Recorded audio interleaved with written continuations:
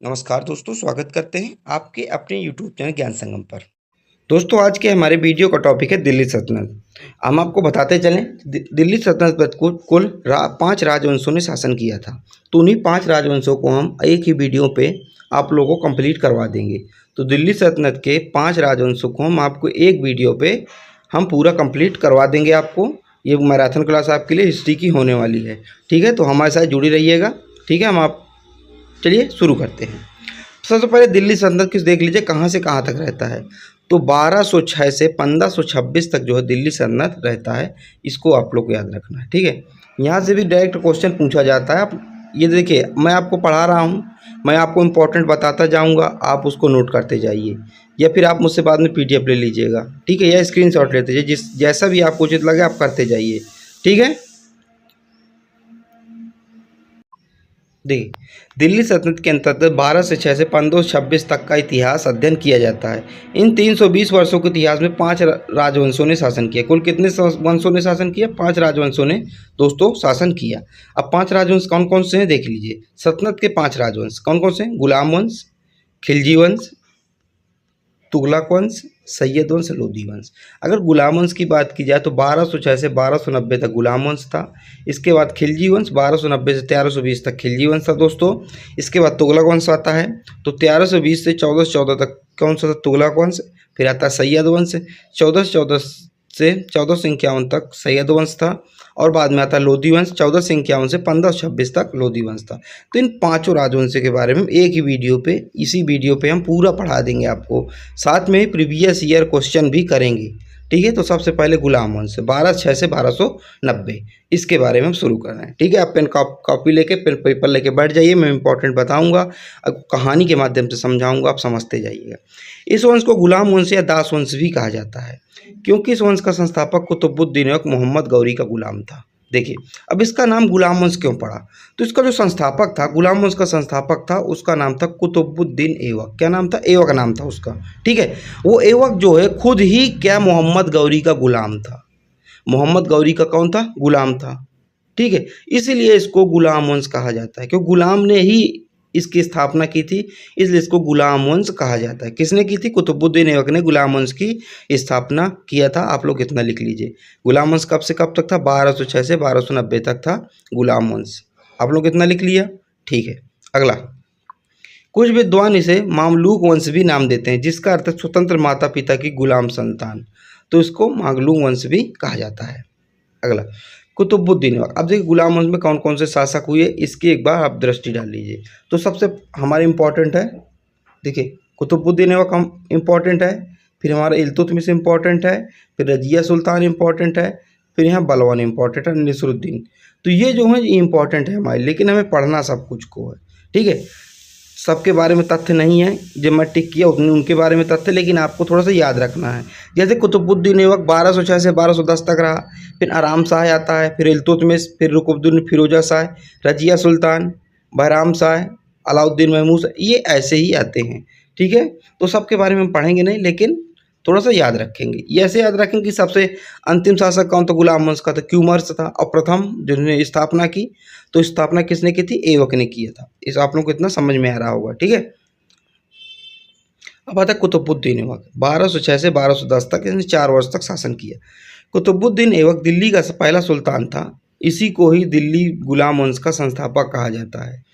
कुतुबुद्दीन ऐबक को मोहम्मद गौरी का गुलाम था। तो कुतुबुद्दीन ऐबक मोहम्मद गौरी का गुलाम था। ठीक है, इसी गुलाम ने ही गुलाम स्थापना की, इसे गुलाम वंश कहा जाता है।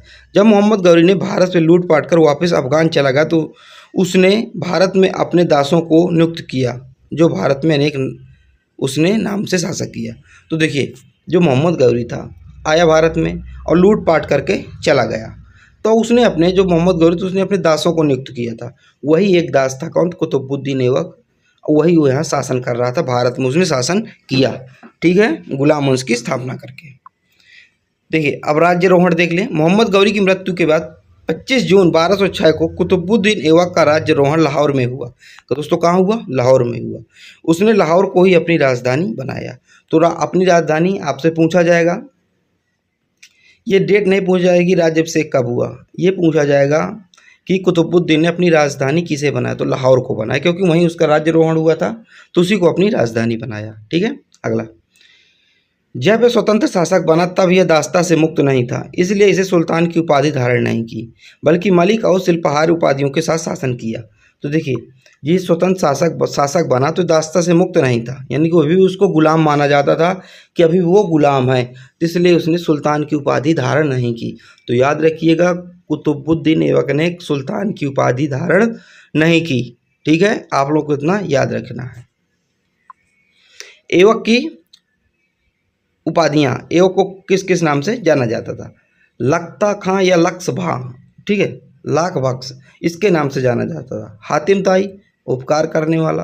कुरान खां, तो ये इसके क्या उपनाम है। ये सबसे पहला वाला नाम है, ये इंपॉर्टेंट आपके लिए बन जाता है, इसको आप लोग याद रखना है। ठीक है, ऐसे पूछा जाता है ना, लखता या लाख बख्श किसका उपनाम था, तो कुतुबुद्दीन ऐबक का।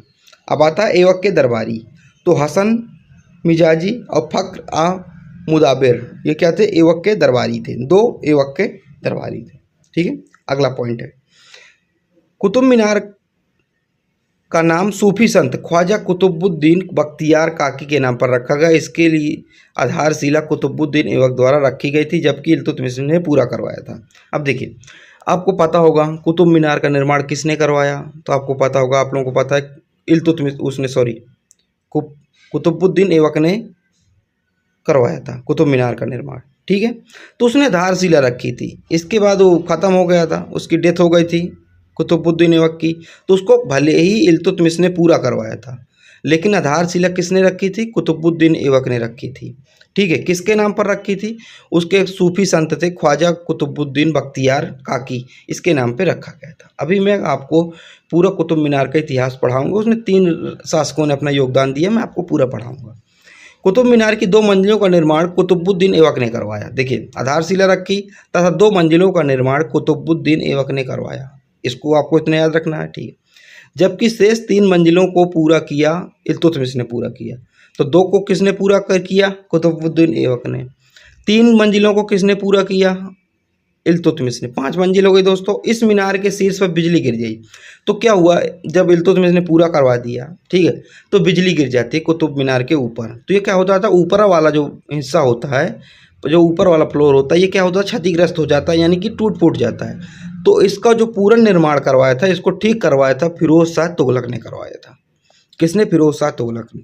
तो कुतुब मीनार पे जो है 3 लोगों का योगदान है, आप लोग याद रखिए। ठीक है, आधारशिला कुतुबुद्दीन ऐबक ने रखाई तथा 2 मंजिलों का निर्माण भी करवाया। इसके बाद आता है इल्तुतमिश, इसने 3 मंजिलों का आगे निर्माण करवाया, 5 हो गई। फिर जो 5वीं मंजिल थी, सबसे ऊपर की मंजिल, यहाँ बिजली गिर गई, तो उसको जो ठीक करवाया फिरोज शाह तुगलक ने। आपको इतना ही समझ में आ गया होगा। ये देखिए, समझिए इस बात को, यहाँ पे आप वीडियो में समझ सकते हैं। देखिए, first floor, second floor Qutubuddin Aibak ने करवाया। फिर ये फ्लोर, ये 3 फ्लोर किसने करवाया दोस्तों? इल्तुतमिश ने। फिर जो ऊपर वाला फ्लोर है, ये इसमें बिजली गिर गई, तो इसको फिर ठीक करवाया गया था। ठीक है, आप लोगों को इतना समझ में आ गया होगा। ठीक है, फिरोज शाह तुगलक द्वारा इसको ठीक करवाया गया। ठीक है, अब आता है देखिए, कुतुबुद्दीन ऐबक ने भी और कुछ निर्माण करवाए थे, जैसे देखिए कुब्बत उल इस्लाम को भी निर्माण किसने? कुतुबुद्दीन ऐबक ने करवाया था। ये है क्या?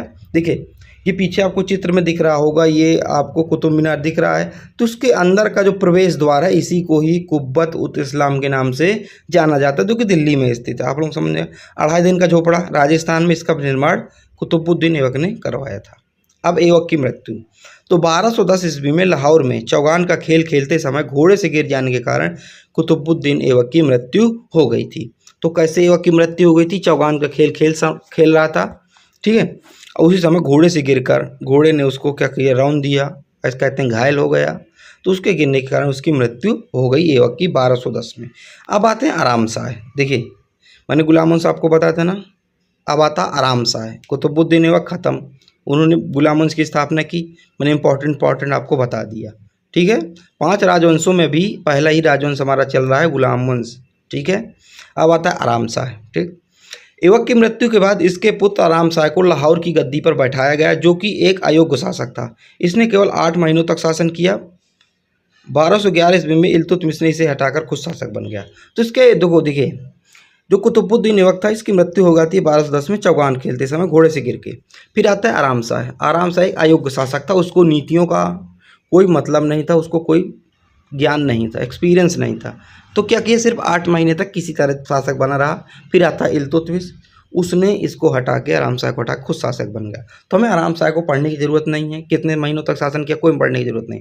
आपको इतना याद रखना है कि कुतुबुद्दीन ऐबक के बाद आराम शाह आया था, ठीक है, बस इतना याद रखना। हाँ, इल्तुतमिश हमारे लिए बहुत इंपॉर्टेंट बन जाता है, क्योंकि यहाँ से क्वेश्चन बनते हैं आपके लिए, ठीक है। आराम शाह को गद्दी से हटाने के बाद इल्तुतमिश अगला शासक बना। यह कुतुबुद्दीन ऐबक का दामाद और गुलाम था। देखिए, जो इल्तुतमिश था ना, ये भी गुलाम था, किसका, ऐबक का गुलाम था, ठीक है, और दामाद भी था।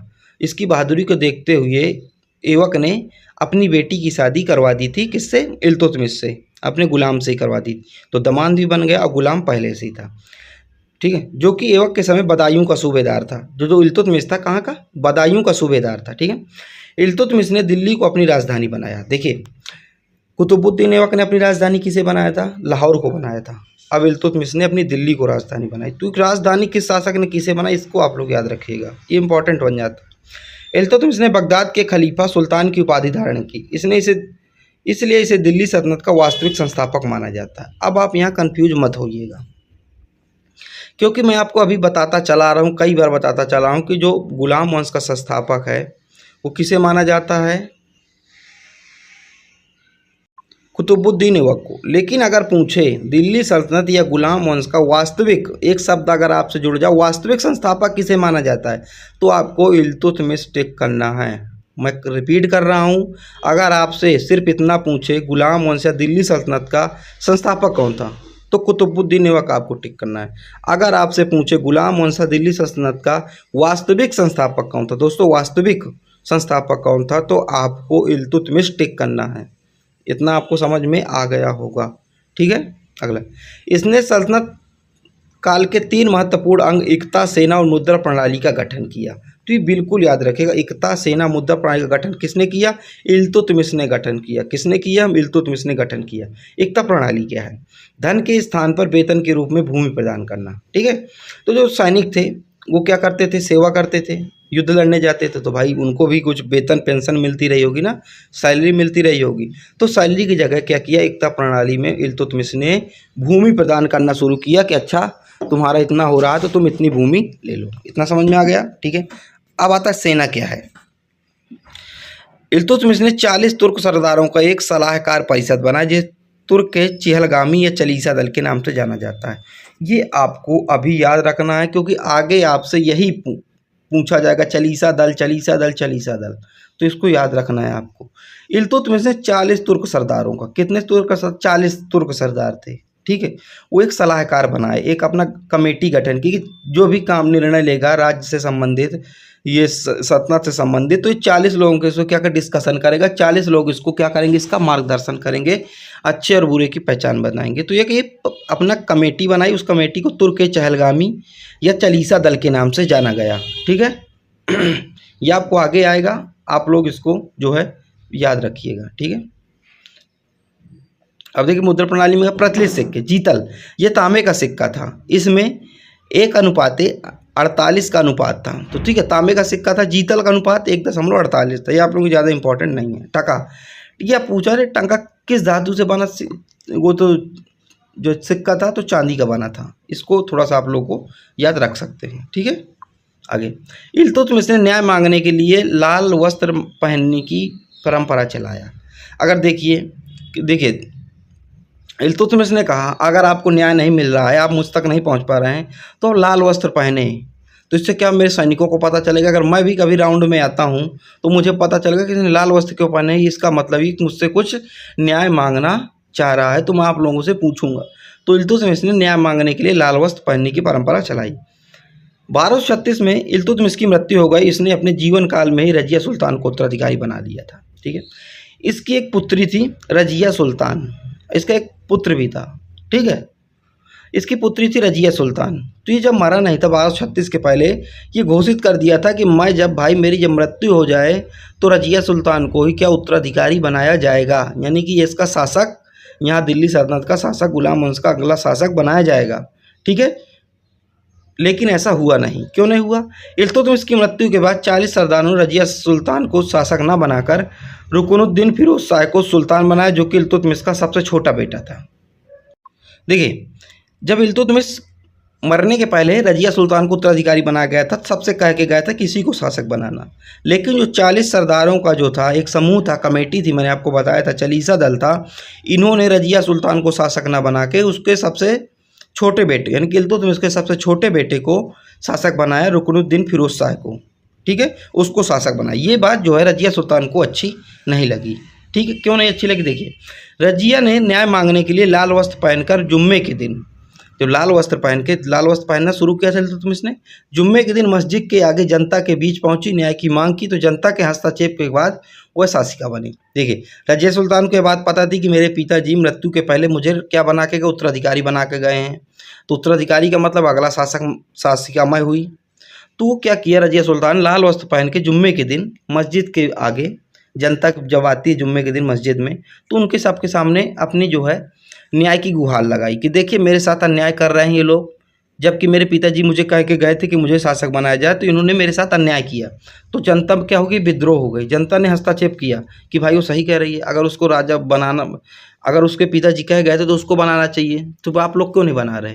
तो इसी विद्रोह के कारण, यानी कि डर था 40 सरदारों को कहीं जनता विद्रोह ना कर दे और इसको समाप्त ना कर दे, तो उन्होंने क्या किया, रजिया सुल्तान को शासक बना दिया। अब देखिए, 1236 से 1240 तक रजिया सुल्तान शासक का रहती है 4 साल।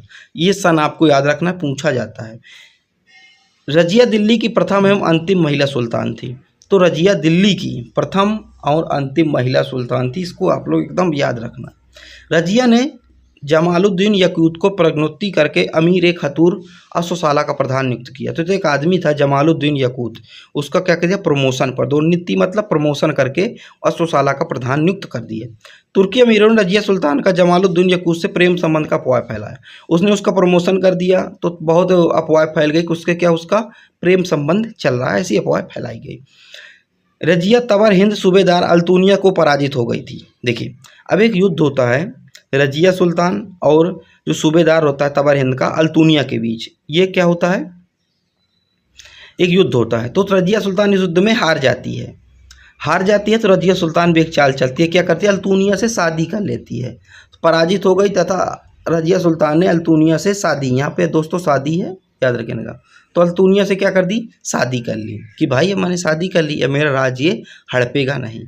1240 में कैथल के निकट रजिया एवं अल्तुनिया की हत्या कर दी गई। ऐसा कहा जाता है दोस्तों कि 40 सरदारों ने ही मिलके, तो इस तरह 1236 से 1240 तक जो है शासन किया रजिया सुल्तान ने, उसकी हत्या भी करवा दी गई। फिर आता बैराम साहब 1240 से 1242, अलाउद्दीन महमूद साहब, ये आपके लिए इम्पोर्टेंट नहीं है, आपको मैं इसलिए बता रहा हूँ क्योंकि इतने शासकों ने भी शासन किया। निरसुद्दीन महमूद शाह धार्मिक प्रवृत्ति का सुल्तान था, थोड़ा सा इसको पढ़ लीजिए, जो 1246 से 1266 था, लगभग 20 वर्षों शासक किया। यह कुरान की प्रतियां लिखा करता था और टोपी सिला करता था, कुरान की प्रतियां बेचकर अपना जीवन यापन किया करता था। तो निरसुद्दीन महमूद शाह जो ऐसा शासक था जो कि इतना विशाल राजस्व होने के कारण भी ये क्या किया करता था, कुरान की प्रतियां लिखता, टोपी सिलता, उन्हीं को बेचकर जो रुपया आता उसमें क्या करता था, जीवन यापन किया करता था। इसने बलवन को अपना वजीर बनाया और बलवन ने इसकी पुत्री का विवाह निरसुद्दीन महमूद के साथ कर दिया। ठीक है, ठीक। तो बलवन को जो निरसुद्दीन महमूद था, इसने अपना बलवन को जो वजीर बनाया था। ठीक है, अभी बलवन हमारे लिए इम्पोर्टेंट है। तो बलवन ने क्या किया, अपनी पुत्री का विवाह इसी के साथ कर दिया, महमूद के साथ। निरसुद्दीन महमूद की मृत्यु के बाद बलवन ही अगला शासक बना। अब अपना क्या, अगला शासक बलवन बनता, ये हमारे लिए इम्पोर्टेंट है। ठीक है, बलवन अब अगला शासक हमारा बनेगा। ठीक, बलवन ईरान का रहने वाला था। इसने अपने दरबार का गठन ईरानी परंपरा के अनुसार किया। तो जो ईरानी परंपरा थी उसी के अनुसार इसका गठन बलवन ने किया। इसने ईरानी त्यौहार नवरोज को मनाना शुरू किया और इसने दरबार में सजदा और पैबोस की परंपरा भी शुरू किया। ठीक है। तो देखिए ये इंपॉर्टेंट है आपके लिए। नवरोज त्यौहार किसने मनाना शुरू किया? बलबन ने। दरबार में सजदा और पैबोस की परंपरा किसने शुरू की? बलबन ने शुरू की। तो आप इसके याद रखिए, याद कर रख लीजिए, ये पूछा जाता है कि नवरोज जो त्यौहार की परंपरा किसने शुरू किया? बलबन ने शुरू किया। सजदा और पैबोस की परंपरा किसने शुरू किया? ये प्रथा किसने चलाई? तो बलबन ने चलाई। इसको आप लोगों को याद रखना। मैं आपको अभी सजदा तथा पैबोस का मतलब भी समझाऊंगा, ठीक है। बलबन ने अपने आप को पृथ्वी पर नियावत एक खुदाई यानी ईश्वर का प्रतिनिधि उसने मैंने कि कहा और जिल्ले इलाही ईश्वर की छाया बताया। बलबन ने कहा कि ईश्वर खुद नहीं आ सकते, मुझे भेजा गया है कि मैं जाके पृथ्वी की क्या अर्थव्यवस्था देखूं, पृथ्वी का देखूं। तो क्या हूँ मैं? एक ईश्वर की कॉपी हूँ, ईश्वर का प्रतिनिधि हूँ, जिल्ले इलाही यानी ईश्वर की छाया हूँ मैं, अपने आप को बताया। इसलिए उसने क्या किया? सजदा और पैबोस की प्रथा चालू की। सजदा और पैबोस का मतलब होता है कि राजा के सामने झुक के राजा के तलवों को चाटना, यानी कि चाटना यानी कि हाँ मैंने कि चूमना, पैरों में से चूमना, मुंह से चूमना। तो ये होता है सजदा तथा पैबोस। तो लोगों ने जब मना किया कि हम ऐसा तो सिर्फ ईश्वर के सामने कर सकते हैं, हम तुम्हारे कदमों को क्यों चूमे? तो उसने बताया कि मैं जिल्ले इलाही हूँ, ईश्वर की छाया हूँ, ईश्वर ने ही मुझे भेजा है तुम लोगों को यहाँ, इसलिए मेरे साथ ऐसा करो, नहीं करोगे तो मैं तुम्हें मार दूंगा। बलबन द्वारा लौह एवं रक्त की नीति अपनाई गई। ये भी आपके लिए इंपॉर्टेंट है कि लौह एवं रक्त की नीति किसके द्वारा अपनाई गई? तो बलबन के द्वारा लौह एवं रक्त की नीति अपनाई गई। बलबन ने चालीसा दल को समाप्त कर दिया। तो दोस्तों जो बलबन था इसने क्या है? चालीसा दल को समाप्त कर दिया। देखिए चालीसा दल का निर्माण किसने, गठन किसने किया था? 40 तुर्क सरदारों का इल्तुतमिश ने। समाप्त किसने कर दिया? बलबन ने, क्योंकि चालीसा दल ज़्यादा हस्तक्षेप राज्य के विषयों में करने लगे थे, इसने समाप्त कर दिया। इतना आपको समझ में आ गया होगा, ठीक है। अभी हम गुलाम वंशी पढ़ रहे हैं, अब धीरे धीरे हम आपको पांचों राजवंश पढ़ाएंगे। इसके बाद आते हैं कैकुबाद 1286 से 1290, इनके बारे में पढ़ने के लिए कुछ खास है नहीं। फिर आते हैं क्यूमर्स 1290। बलबन की मृत्यु के बाद अगला शासक कैकुबाद बना जो कि अयोग्य शासक था। इसके बाद गुलाम वंश का अंतिम शासक क्यूमर्स बना। इसकी हत्या जलालुद्दीन खिलजी ने 1290 में कर दी तथा खिलजी वंश की स्थापना कर दी। अब दोस्तों आता है हमारा खिलजी वंश। तथा खिलजी वंश के पहले हम थोड़ा सा आप लोग देखिए, वीडियो को पॉज कीजिए, ये क्वेश्चन सॉल्व कीजिए कि आप लोगों को थोड़ा जितना मैंने आपको पढ़ाया थोड़ा सा आ रहा है कि नहीं आ रहा है। देखिए जैसे पहला क्वेश्चन है, ये गुलाम वंश से संबंधित क्वेश्चन है। मैंने आपको बताया था ना कि मैं क्वेश्चन भी करवाता चलूँगा। तो भारत में गुलाम वंश का संस्थापक कौन था? आप लोग बताइए, भारत में गुलाम वंश का संस्थापक कौन था? ए कुतुबुद्दीन ऐबक। अगला क्वेश्चन है, किसने इक्तादारी प्रथा चलाई? आप लोग इसको कमेंट बताएं। देखिए एसएससी 2016 में पूछा गया प्रश्न है, ये मैं प्रीवियस लेके आया हूँ। तो किसने चलाई आप लोगों को देखिए कमेंट में बताना है। मैंने आपको अभी तक बताया, आप लोग कमेंट में बताना है, ठीक है। इसको से कुतुब मीनार के निर्माण को किसने पूरा किया था? किसने पूरा किया था? मैंने बताया था ना, इल्तुतमिश। 3 लोगों का इसमें योगदान था दोस्तों, ठीक है। आप लोगों को बताया था मैंने। आप लोग कमेंट में अच्छा लिखिए, डिटेल से लिखिए कुतुब मीनार के बारे में, ठीक। अगला, वह कौन सा सुल्तान था जिसकी मृत्यु चौगान या पोलो खेलते समय हो गई थी? तो आपको मैंने बताया था ऐबक था। कौन था? एनटीपीसी 2016 में पूछा गया था, वो शासक था कुतुबुद्दीन ऐबक, ठीक है। रजिया सुल्तान की बेटी थी, किसकी बेटी थी रजिया सुल्तान? इल्तुतमिश की बेटी थी। यार सरल है, एनटीपीसी 2020 में पूछा गया है, ठीक है। अगला है, दिल्ली पर राज करने वाली प्रथम महिला शासिका कौन थी? आप लोगों को देखिए कमेंट में बताना है। मैंने आपको बताया था कि अंतिम तथा प्रथम यही शासिका थी। कौन थी? आप लोगों को कमेंट में बतानी, इंपॉर्टेंट है। कब से कब तक शासन की ये आपको ये भी बताना है, ठीक है। 2.5 दिन का झोपड़ा का निर्माण अजमेर राजस्थान में किसने करवाया था? ये भी आपको बताना है। ये आपके लिए मैं क्या दे रहा हूँ? होमवर्क दे रहा हूँ, ठीक है। आप लोगों को कमेंट में ज़रूर बताना जिससे आपका रिवीजन हो। अब है हमारा अगला है खिलजी वंश। दोस्तों क्या है हमारा? अब है हमारा खिलजी वंश। तो खिलजी वंश 1290 से 1320 तक रहता है खिलजी वंश। दिल्ली सल्तनत में खिलाड़ियों का शासन काल सबसे कम समय तक था। खिलजी तुर्कों की 64 नस्लों में से एक थे, लेकिन ये निम्न वर्ग के तुर्क थे, ठीक है। खिलजी वंश की स्थापना 13 जून 1290 को जलालुद्दीन फिरोज खिलजी ने गुलाम वंश के आखिरी शासक क्यूमर्स की हत्या करके किया था। तो क्यूमर्स का जो गुलाम वंश का अंतिम शासक था क्यूमर्स, इसकी हत्या करके किया था। खिलजी वंश की स्थापना किसने किया था? जलालुद्दीन फिरोज खिलजी ने इसकी स्थापना किया था। अब देखिए खिलजी वंश के शासक कौन कौन से हुए? जलालुद्दीन खिलजी, ठीक है। फिर आता अलाउद्दीन खिलजी, फिर आता शिहाबुद्दीन खिलजी, कुतुबुद्दीन मुबारक खिलजी, नसीरुद्दीन खुसरवा शाह खिलजी, ये इतना लोग आते हैं। ठीक है, देखिए खिलजी वंश का संस्थापक जलालुद्दीन खिलजी था। ये आप देखिए कौन था, जलालुद्दीन खिलजी, तो खिलजी वंश का संस्थापक था। आप लोगों को इतना समझ में आ गया होगा। राज्यरोहण, जलालुद्दीन खिलजी ने तत्कालीन भारत की उमर की हत्या कर दी।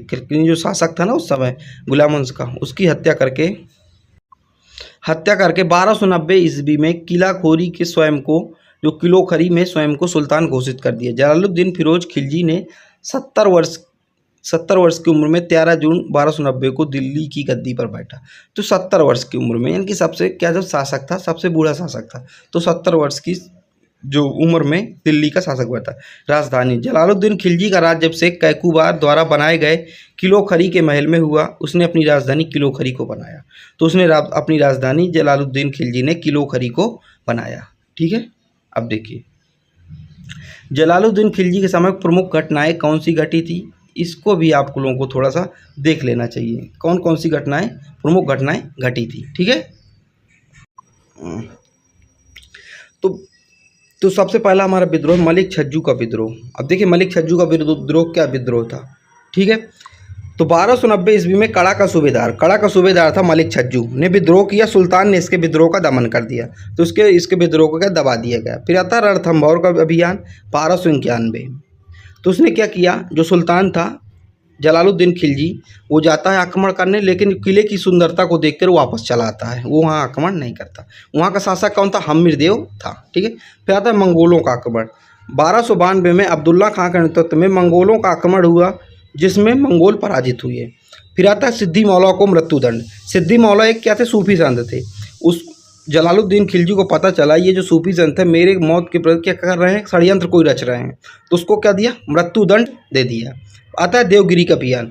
1296 में खिलजी के नेतृत्व में देवगिरी का अभियान हुआ। इसने देवगिरी के शासक रामचंद्र देव को पराजित कर अपार धन प्राप्त किया। तो देवगिरी का अभियान कब हुआ, 1296 में। अगला है सुल्तान की हत्या। तो 1296 कड़ा में अलाउद्दीन खिलजी ने सुल्तान की हत्या कर दी।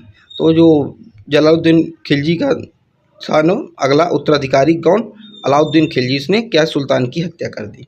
ठीक है, अभी मैं आपको बताता चला जा रहा हूँ कि मैंने सबसे पहले गुलाम वंश पूरा करा दिया। अब आता है खिलजी वंश। वो खिलजी वंश का प्रथम शासक यानी खिलजी वंश की स्थापना किसने की, जलालुद्दीन खिलजी ने की, वो आपको मैंने बता दिया। अब आता है अलाउद्दीन खिलजी। ठीक है, जलालुद्दीन खिलजी की हत्या उसके भतीजे और दामाद अलाउद्दीन खिलजी ने कर दी। तो जो भतीजे थे और उसका दामाद अलाउद्दीन खिलजी, जो कि ये शासक बन रहा है जिसके बारे में पढ़ने जा रहे हैं, उसकी हत्या कर दी और स्वयं शासक बन गया। ठीक है, 1296 को दिल्ली का सुल्तान बन गया। अलाउद्दीन खिलजी के बचपन का नाम अली तथा गुरसब्त था। ठीक है, तो अलाउद्दीन खिलजी का जो बचपन का नाम था अली तथा गुरसब्त इसके बचपन का नाम था। इसने अपने सिक्कों में सिकंदर सानी अर्थात ईश्वर द्वितीय सिकंदर की उपाधि धारण की। तो इसने अपने सिक्कों पे, आप लोगों से पूछा जाएगा सिकंदर सानी की उपाधि किसने धारण की थी, अलाउद्दीन खिलजी ने द्वितीय सिकंदर की उपाधि धारण की। यह एक नया धर्म चलाना चाहता था, किंतु उलेमा मुस्लिम विद्वान के कहने पर इसने अपना निर्णय वापस ले लिया। ये एक नया धर्म चलाना चाहता था, लेकिन लोगों ने इसको समझाया, मुस्लिम विद्वान थे उसको समझाया, तो उसने अपना निर्णय जो है वापस ले लिया। अलाउद्दीन खिलजी ने सेना को नगद वेतन देने और स्थायी सेना की नींव रखी। अलाउद्दीन खिलजी ने क्या किया दोस्तों, सेना को नगद वेतन देने की और स्थायी सेना नींव रखी। ठीक है, स्थायी सेना की हमारे महलों में ही रहेगी। घोड़ा दागने तथा सैनिकों के हुलिया लिखवाने की प्रथा भी अलाउद्दीन खिलजी ने शुरू की थी। ये इसको आप लोगों को याद रखना है। घोड़ा दागने यानी कि घोड़ा में क्या, कोई निशान छोड़ देना कि हमारा ही घोड़ा है, ये हमारे राज्य का ही घोड़ा है। तथा सैनिकों का हुलिया कि सैनिकों की लंबाई कितनी है, देखने में कैसा लगता है, उसका रंग कैसा है, काला है, सांवला है, गोरा है, वो सब इसने प्रथा चलाई अलाउद्दीन खिलजी ने। अलाउद्दीन खिलजी ने भू राजस्व कर बढ़ाकर उपज का 50% कर दिया। तो जो अलाउद्दीन खिलजी था भू राजस्व बढ़ाकर 50% कर दिया। ठीक है, इसने लूटे हुए धन, जिसे खम्स कहा जाता था, जो सेना लूट के धन लाती थी उसे खम्स कहा जाता था, उसने सुल्तान का हिस्सा 25 से बढ़ाकर 75 कर दिया। ठीक है, जो सेना जाती थी लूट के लाती थी तो उनको सेना का भी एक हिस्सा रहा करता था कि हमें भी इतना एक हिस्सा मिलेगा क्योंकि हमने मेहनत की है।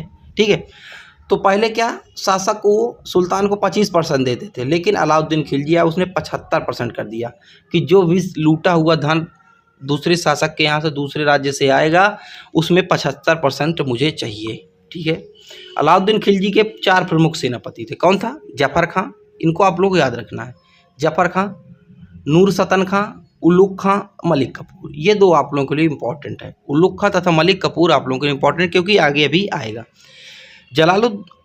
अलाउद्दीन खिलजी ने मलिक कपूर को गुजरात में 100 दिनार में खरीदा था, इसलिए मलिक कपूर को 1000 दिनार भी कहा जाता है। देखिए, ये आप लोगों के लिए इंपॉर्टेंट है, ये पूछा जाता है 1000 दिनार किसे कहा जाता था? मलिक कपूर को 1000 दिनार कहा जाता है। क्यों कहा जाता है? क्योंकि अलाउद्दीन खिलजी ने गुजरात में 1000 दिनार में से खरीदा था। ठीक है। अगला, अलाउद्दीन खिलजी के काल में मंगोल आक्रमण। देखिए, अब मंगोल आक्रमण इसके काल में पढ़ेंगे, इंपॉर्टेंट है। 1297 में मंगोल नेता कौन था? कादर खां। कादर खां मंगोल नेता था। उल्लुग खां के नेतृत्व में सेना ने पराजित किया। तो उल्लुग खां कौन था? इसका सेनापति था दोस्तों, मैंने आपको बताया था ना, इसके 4 प्रमुख सेनापति थे। एक था उल्लुग खां, तो उन्होंने क्या किया? मंगोल आक्रमण को पराजित कर दिया। आता 1299 में मंगोल नेता था, कौन था? सल्दी था। जफर खां के नेतृत्व में सेना ने पराजित किया। तो जफर खां के नेतृत्व में भी इस बार का विजय हुआ। ठीक है, खिलजी विजय हुआ। 1299 में आता है कुतलुग ख्वाजा। जफर खां ने इसे पराजित किया, तो जफर खां ने इसको पराजित किया। फिर आता तरकी बेग जो कौन था? मंगोल नेता था। ठीक है। 1313 में सल्तनत सेना ने इसे पराजित किया। सल्तनत सेना ने इसे क्या किया? पराजित किया। फिर 1305 में आता है, ये तीन लोगों ने शासन जो आक्रमण किया था मंगोल नेता, अली बेग, तरकक एवं तरगी बेग, ये तीनों मिल के शासन क्या किया था? आक्रमण किया था। तो मलिक नायक के नेतृत्व में सेना ने पराजित किया। तो मलिक कपूर ने इसको क्या किया? 3 लोगों को पराजित कर दिया। फिर आता 1306 में, उसका नाम था, जो मंगोल नेता था उसका नाम कौन था? कुबुक नाम था, और मलिक कपूर ने इसे पराजित कर दिया था। ठीक है। अब हम दोस्तों पढ़ेंगे विद्रोह। अलाउद्दीन खिलजी के समय जो गुप्त विद्रोह से 1300 में, उसके 1301 में उसके विरुद्ध 3 विद्रोह हुए थे। कौन कौन से? आगत खां का विद्रोह, उमर खां एवं मंगू का विद्रोह तथा हाजी मौला का विद्रोह, ये तीनों विद्रोह हुए थे। हालांकि तीनों विद्रोहों को दमन करने में, उनको दबाने में कामयाब हुआ था। उसको लगा कि मुझे क्या खतरा है, तो उसने अध्यादेश जारी किया। कौन सा अध्यादेश? उसने कुछ आदेश जारी किए। एक सशस्त्र यानी कि मजबूत गुप्तचर व्यवस्था की स्थापना की। गुप्तचर यानी कि गुप्त तरीके से उसको क्या कर सके? उसको सूचना दे सके कि राज्य में कौन क्या कर रहा है, मेरी प्रजा में कौन मेरे विद्रोह में कर रहा है, कौन मेरे विद्रोह में, कौन मेरे साथ है। तथा बरीद तथा मुहमिया जासूस नियुक्त किए। तो 2 लोगों को उसने क्या किए? गुप्तचर नियुक्त किए। अमीरों के पारंपरिक मेल जोल और विवाह संबंधों पर रोक। उसको लगता था कि ये अमीर ही मेरे विद्रोह क्या कर रहे हैं, मेरे खिलाफ षड्यंत्र रच रहे हैं, तो उनके जो पारस्परिक मेल जोल और विवाह मुँह पर रोक लगा दिया। शराब और भांग जैसे मादक पदार्थों पर रोक। उसको लगता था कि शराब और भांग जैसे इनको मादक पदार्थ पी के क्या लोग क्या करते हैं? भड़क जाते हैं, और मेरे खिलाफ जो है विद्रोह की क्या कर रही है? हिम्मत जुटा लेते हैं, इस पर रोक लगा दिया। अनुदान में दी गई भूमियाँ उसने वापस ले ली। राजस्व अधिकारियों को निर्देश दिया कि जिनके पास अधिक संपत्ति है उनसे कर के रूप में ली जाए।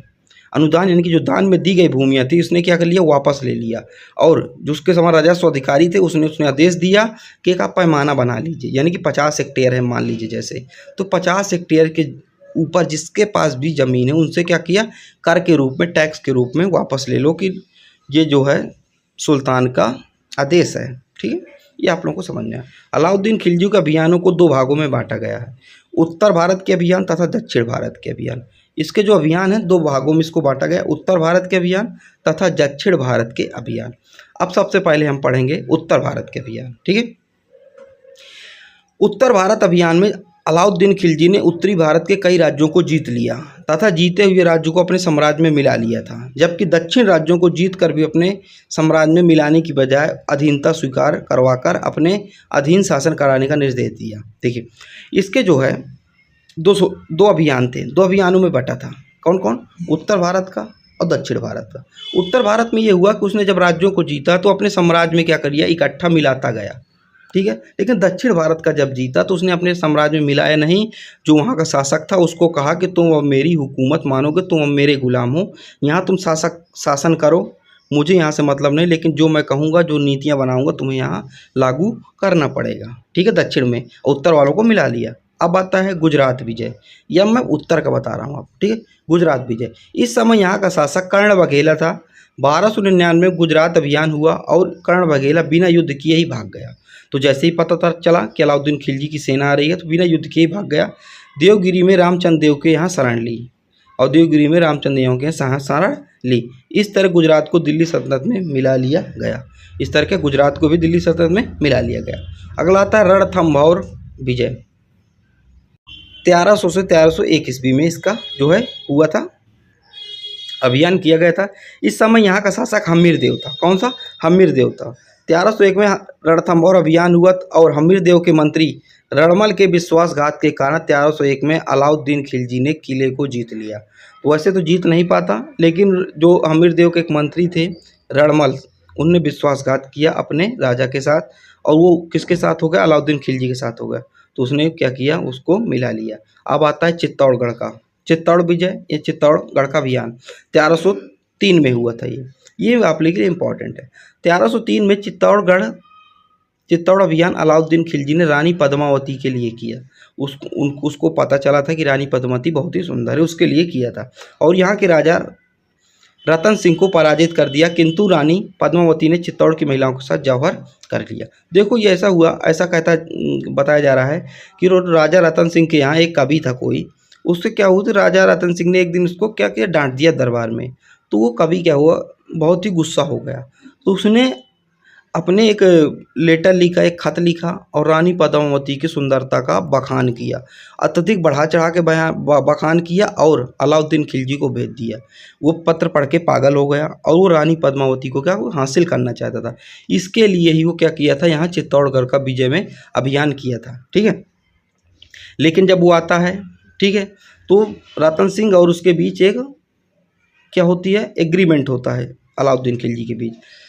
रतन सिंह कहते हैं कि आपको अगर देखना है तो मैं आपको रानी की एक झलक दिखला दूंगा, लेकिन मिरर में आपको एक झलक दिखला दूंगा। तो वो मान जाता है, अलाउद्दीन खिलजी मान जाता है, कहता है ठीक है। तो देखिए आप थोड़ा सा डायग्राम में समझिए।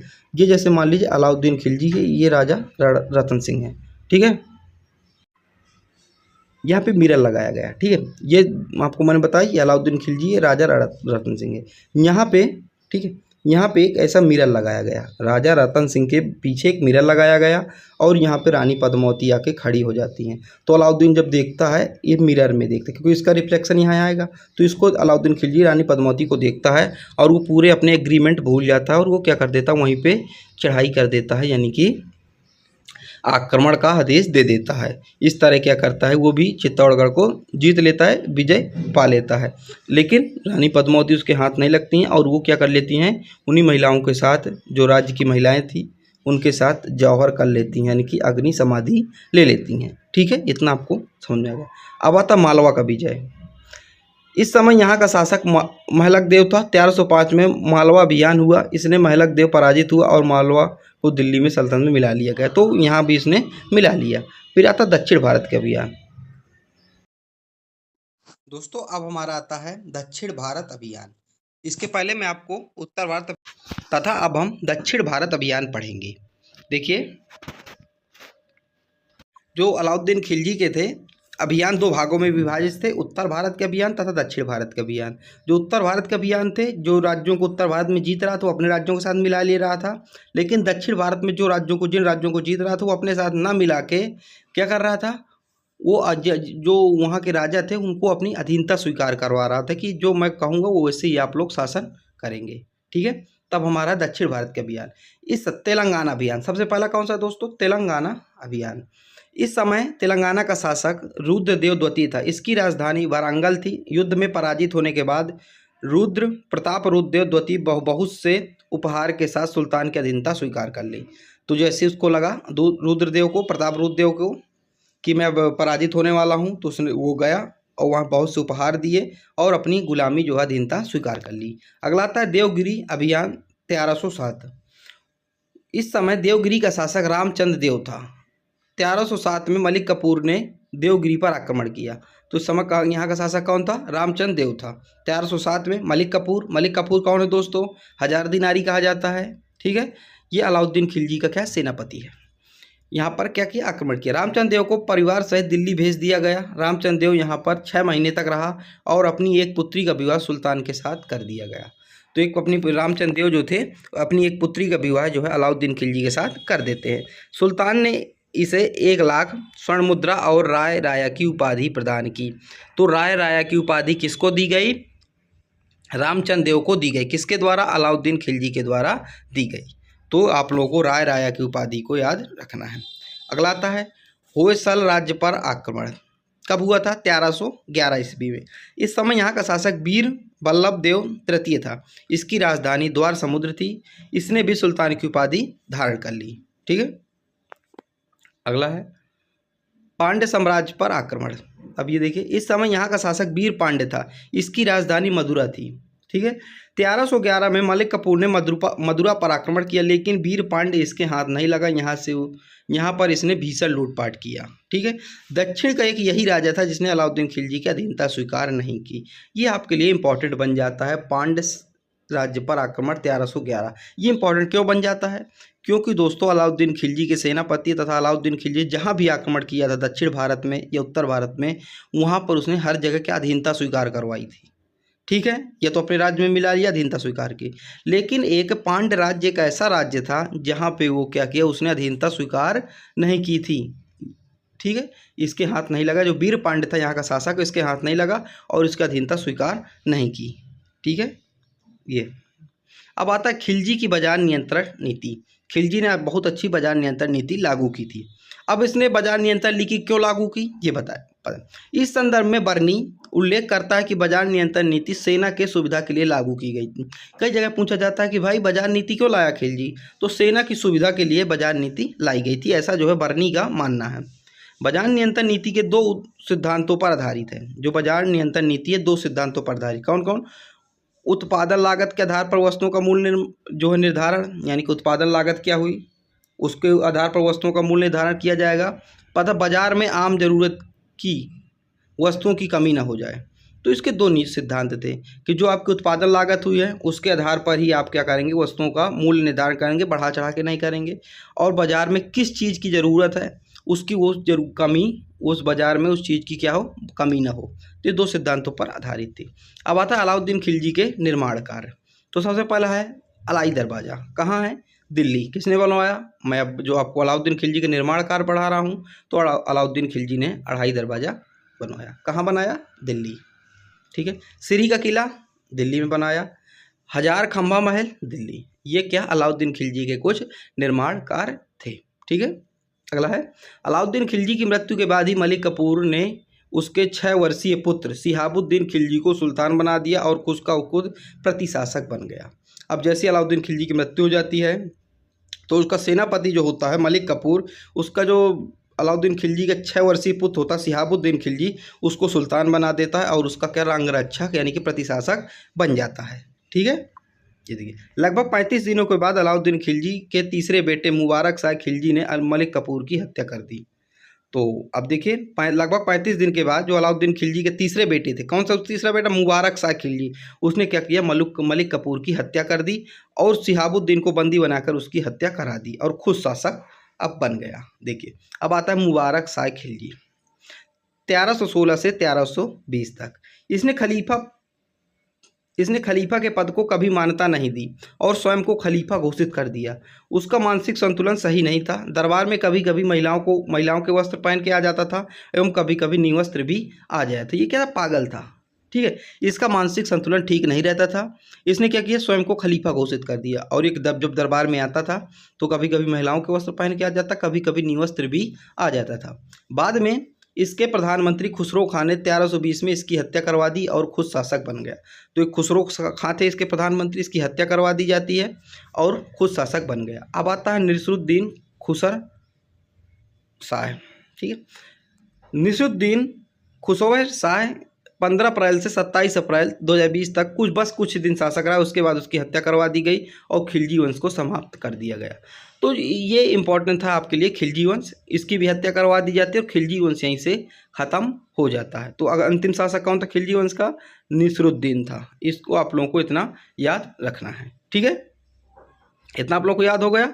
ठीक है, अब देखिए खिलजी वंश हो गया। अब हम पढ़ेंगे तुगलक वंश। इसके पहले मैं आपको थोड़ा सा दिखा दूं, आप इसको देख लीजिए। खिलजी वंश का संस्थापक कौन था, इसको आप थोड़ा सा मैं आप सोच रहा हूँ कि आप लोगों को रिवीजन करवा दूं। तो देखिए, खिलजी वंश का संस्थापक था जलालुद्दीन खिलजी। आपके लिए पढ़ना क्या है, थोड़ा जलालुद्दीन खिलजी के बारे में पढ़िए, ठीक है। अलाउद्दीन खिलजी के बारे में आपको विस्तार से पढ़ना पड़ेगा, क्योंकि ये क्या था, बहुत इंपॉर्टेंट है। फिर ठीक है, इनके बारे में आपको पढ़ने की जरूरत नहीं है। शिहाबुद्दीन, कुतुबुद्दीन ये और नसरुद्दीन, ये आपको याद रखना है कि अंतिम शासक था, ठीक है, खिलजी वंश का, इसको आपको याद रखना है। अब हमारा आएगा तुगलक वंश दोस्तों। अब हमारा कौन सा आएगा, तुगलक वंश, ठीक है। देखिए, मैंने आपको गुलाम वंश करवा दिया इस वीडियो में, अभी खिलजी वंश पूरा करवा दिया। अब हमारा तीसरा है, ये हमारा लक्ष्य है अभी, तुगलक वंश, यानी कि हम तुगलक वंश के बारे में पढ़ेंगे। आप लोग कमेंट में बताइए गुलाम वंश का संस्थापक कौन था, खिलजी वंश का संस्थापक कौन था, तथा इनके अंतिम शासक भी बताइए। अंतिम शासक दोनों के आप लोग कमेंट में बताइए, आप रिवीजन करिए, नोट्स बनाते चलिए। अब अगला आता हमारा तुगलक वंश। 1320 से 1414 तक था तुगलक वंश। दिल्ली सल्तनत में सर्वाधिक समय तक शासन करने वाला राजवंश तुगलक वंश था। तो तुगलक वंश कब से कब तक शासन किया दोस्तों, 1320 से 1414 तक शासन किया। लगभग 100 वर्ष के आसपास शासन इसने किया। 100 वर्ष यानी कि 96 वर्ष के लगभग इसने शासन किया। तो सर्वाधिक, अगर आपसे पूछा जाए दिल्ली सल्तनत पे सर्वाधिक शासन किस राजवंश ने किया, तो तुगलक वंश ने किया। किसने किया दोस्तों, तुगलक वंश ने किया। इतना आपको नोट कर लेना है, आगे बढ़िए। इस वंश का संस्थापक गाजी मलिक यानी कि गयासुद्दीन तुगलक था। गाजी मलिक किसको कहते थे, बाद में गयासुद्दीन तुगलक, इसको आप लोग को याद रखना है। अब हम पढ़ेंगे गयासुद्दीन तुगलक यानी कि गाजी मलिक के बारे में, जो कि 1320 से 1325 तक शासक था। गाजी मलिक ने तुगलक वंश की स्थापना की, गयासुद्दीन तुगलक के नाम से अपना राज्याभिषेक करवाया, ठीक है। तो गाजी मलिक ने क्या, तुगलक वंश की स्थापना की तथा अपना नाम उसने गयासुद्दीन तुगलक रखा तथा उसी नाम से उसने राज्याभिषेक करवाया। कृषि के विकास के लिए नहरों का निर्माण करवाया। इसने डाक व्यवस्था का श्रेष्ठ और तीव्रगामी बनाया। तो गयासुद्दीन तुगलक ने नहरों का निर्माण भी करवाया तथा डाक व्यवस्था को उसने तेज बनाया, किसके तेज काम हो सके। गयासुद्दीन तुगलक के कार्य, इसके कार्य देख लेते हैं। इसने लगान के रूप में उपज का 1/10 या 1/12 हिस्सा लेने की आदेश जारी करवाया। गयासुद्दीन तुगलक ने अमीरों को भूमि लौटा दी। तो उसने क्या किया, तुगलक ने अमीरों को भूमि इसने लौटा दी, जो कि अलाउद्दीन खिलजी ने क्या किया था, वापस ले लिया था। पैमाना बना देना, जो कि विद्रोह हुआ, जो कि उसके 3 विद्रोह हुए थे, फिर उसने आदेश दिया था कि जो जिसके पास है इस मात्रा से ज़्यादा उनकी वापस ले भूमि उनसे कर के रूप में वसूल ली जाए, और जो अमीर हैं उनके मेल जोल पर प्रतिबंध लगा दिया था। तो तुगलक ने क्या किया, उनकी भूमि लौटा दिया। इसने सिंचाई के लिए कुएं एवं नहरों का निर्माण करवाया। तो तुगलक ने क्या किया, सिंचाई एवं नहरों का भी निर्माण करवाया, सिंचाई के लिए, ठीक है, कुओं एवं नहरों का निर्माण भी करवाया। इसने अलाउद्दीन खिलजी द्वारा चलाई गई घोड़े दागने की प्रथा एवं चेहरा प्रथा को प्रभावी रूप से लागू करवाया। ठीक है, अलाउद्दीन खिलजी ने क्या, घोड़ा दागने की प्रथा तथा सेना का हुलिया लिखने की प्रथा जो चलाई थी, उसने भी इसको क्या किया, जारी रखा। अब हम दोस्तों गयासुद्दीन तुगलक के कुछ सैन्य अभियान के बारे में पढ़ेंगे। सबसे पहला हमारा तेलंगाना विजय। जूना खां के नेतृत्व में इसकी सेना ने तेलंगाना पर विजय प्राप्त की और इसके बाद ही जूना खां का नाम मोहम्मद बिन तुगलक पड़ गया। तो जूना खां के नेतृत्व में इसकी सेना ने तेलंगाना पर क्या किया, विजय प्राप्त कर ली। ठीक है, इसी के बाद जूना खां का नाम मोहम्मद बिन तुगलक पड़ गया। ठीक है, आगे हम पढ़ेंगे मोहम्मद बिन तुगलक के बारे में। फिर आता है तिरहुती विजय, मंगोलों पर विजय थी।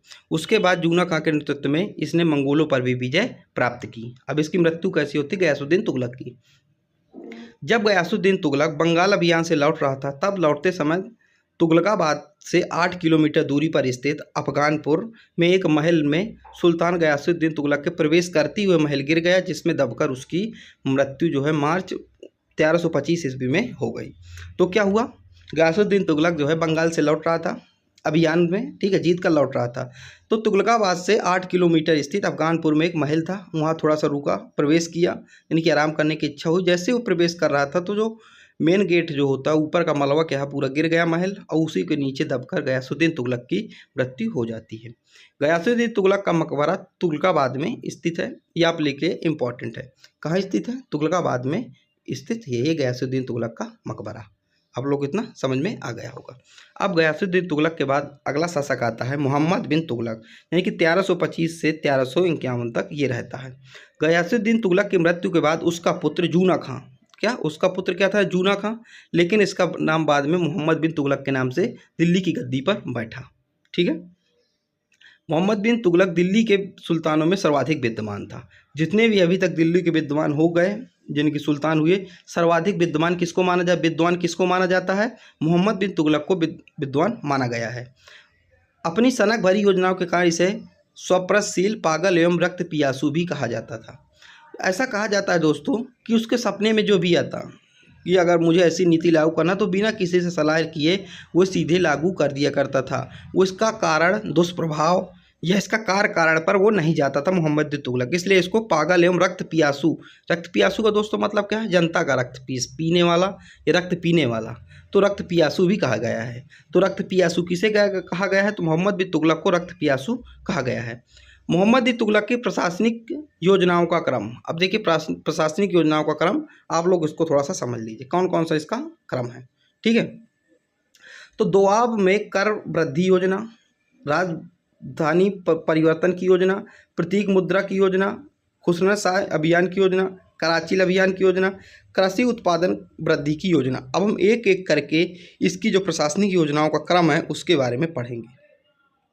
अब हमारा दोआब में कर वृद्धि योजना, अब देखिए इसका मतलब समझिए आप इस वर्ड का। दोआब का मतलब क्या है? दोआब जहाँ दो नदियों का जो मिलन होता है, वहाँ की जो एक भूमि होती है, जो मिट्टी, दो नदियों द्वारा लाई गई जो मिट्टी होती है बीच की, उसको कहते हैं दोआब। वो क्या होता है? उपजाऊ होता है। वो भूमि क्या होती है? उपजाऊ होती है वो मिट्टी। तो उसने क्या किया? कर में वृद्धि कर दी। उसको लगता था मोहम्मद बिन तुगलक को कि यहाँ पे जो कर रहे हैं, उपजाऊ मिट्टी पे जो कृषि कर रहे हैं, वहाँ को इनको क्या हो रहा है? अत्यधिक फायदा हो रहा है, उत्पादन हो रहा है। तो उसने क्या? कर में वृद्धि कर दी। मोहम्मद बिन तुगलक राजकीय आय को बढ़ाना चाहता था, इसलिए करों में वृद्धि की योजना बनाई और इस योजना को सर्वप्रथम दोआब क्षेत्रों में लागू किया। जो भी दोआब क्षेत्र थे वहाँ पे लागू कर दिया।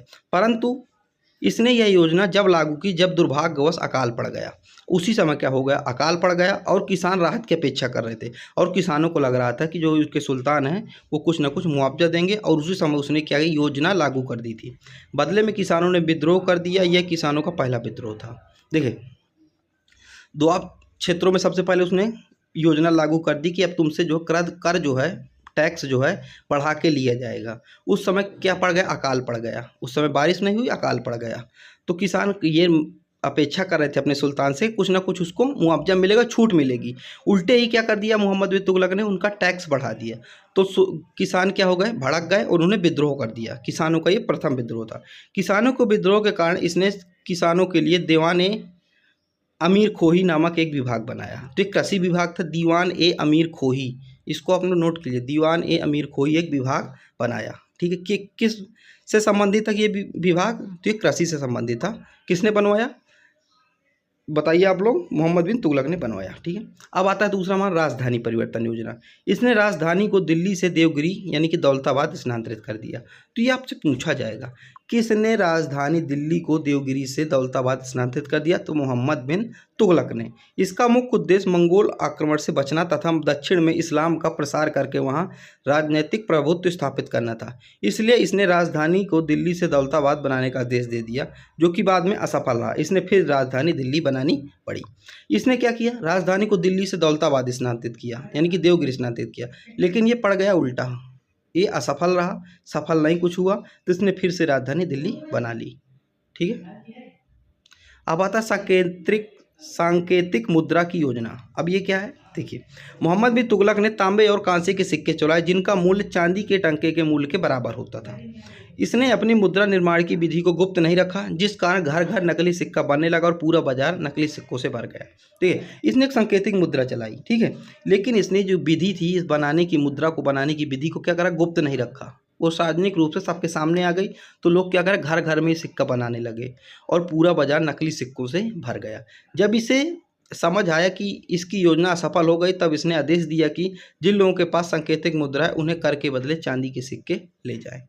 से पता चला कि घर घर नकली मुद्रा है, तो उसने एक आदेश जारी किया, जिसके पास ये मुद्राएं हैं, सांकेतिक मुद्रा है, वो यहाँ जमा कर दें और मुझसे बदले में चांदी के सिक्के ले जाएं, जिससे क्या हो कि जितना भी मार्केट में जो नकली सिक्का है वो समाप्त हो जाए। अगला आता है खुरासान अभियान योजना। इस समय ईरान यानी खुरासान में मंगोलों के शासन का पतन हो गया था। इसके कारण राजनीतिक अस्थिरता थी। इसी राजनीतिक अस्थिरता का लाभ उठाने के लिए मोहम्मद बिन तुगलक ने खुरासान अभियान की योजना बनाई। इसके लिए इसने 3,70,000 सैनिकों की सेना तैयार की और उन्हें 1 वर्ष का अग्रिम वेतन दे दिया गया।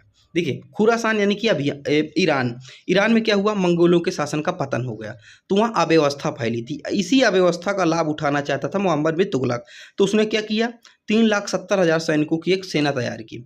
उसे लगता था कि सैनिक लेके जाएगा और वहाँ क्या कर देगा, आक्रमण कर देगा, वहाँ भी अपना राज्य कर लेगा, अपने राज्य में मिला लेगा। और उन्हें 1 वर्ष का अग्रिम वेतन दिया और सेना के जो 3,70,000 सैनिक थे उनको 1 साल का अग्रिम वेतन एडवांस में दे दिया। परंतु अंतिम समय में इसने खुरासान के शासक से संधि कर ली, लेकिन इसने अपनी जो युद्ध करने की जो थी योजना को क्या कर दिया, विफल कर दिया। इसने वहाँ के जो शासक थे ईरान के शासक, उसके साथ संधि कर ली। ठीक है। फिर आता है कराचिल अभियान योजना। इसने सैनिकों के विद्रोह से बचने के लिए उन्हें हिमालय की दुर्गम चोटी कराचिल अभियान में भेज दिया, जहाँ पर अधिकांश सैनिक रास्ता भटक गए और कुछ आपसी विवाद के कारण ही लड़कर मर गए। अब ये 3,70,000 सैनिक थे जिनको अग्रिम वेतन दे दिया था, ये सैनिक क्या थे, क्योंकि भड़क गए। भड़क किस लिए गए, क्योंकि भाई उनको रखा गया है युद्ध के लिए और उसको कोई, और जब उनको सैनिकों को पता चला कि जो हमारा सुल्तान है, जो हमारा शासक है मोहम्मद बिन तुगलक, उसने संधि कर ली ईरान के शासक से, फिर हमें भाई क्यों रखा है, हमारा समय क्यों बर्बाद किया। तो इसी विद्रोह से बचने के लिए उसने कराचिल अभियान योजना इसको कहा जाता है, उसने सैनिकों को हिमालय की दुर्गम चोटी पे भेज दिया। उनको आदेश दे दिया कि आप लोगों को वहाँ जाना है। तो अधिकांश सैनिक क्या हुए, रास्ता भटक गए, कुछ भूखे प्यासे ही वहाँ मर गए तथा कुछ जो है आपस में लड़कर ही मर गए, आपसी विवाद के कारण लड़कर मर गए। इब्न बतूता के अनुसार अंत में केवल 10 अधिकारी ही बचकर वापस आ पाए थे। 10 अधिकारी ही, जो 3,70,000 सेना में से केवल 10 लोग ही बचकर वापस आ पाए थे। इसी समय मोरक्को का एक यात्री इब्न बतूता जो है भारत आया था और मोहम्मद बिन तुगलक ने उसकी विद्वता से खुश होकर उसने दिल्ली का काजी नियुक्त किया था। तो आपसे पूछा जाएगा इब्न बतूता जब भारत आया तो उस समय शासक कौन था, तो उस समय शासक जो यहाँ का सुल्तान था मोहम्मद बिन तुगलक था। ठीक है, उसी की विद्वता खुश होकर उसने दिल्ली का काजी नियुक्त किया इब्न बतूता को, मोहम्मद बिन तुगलक ने। ठीक है, मोहम्मद बिन तुगलक के शासनकाल में ही दक्षिण में हरिहर एवं बुक्का नामक 2 भाइयों ने 1336 में एक स्वतंत्र राज्य विजयनगर की स्थापना की।